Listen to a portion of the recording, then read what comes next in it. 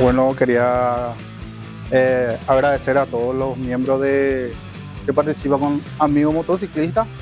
Gracias a la colaboración y esfuerzo de cada uno de ustedes estamos logrando realizar la tercera edición de los Reyes Vienen en Moto. Y bueno, cumpliendo como cada año con los niños y con todos los muchachos, ¿verdad? Por su predisposición, por su colaboración y ponerle ganas, ¿verdad? Para poder realizar toda esta clase de eventos. Así que muchísimas gracias a todos y que esto se vuelva una tradición y cada año podamos realizar más los Reyes Vienen en Moto.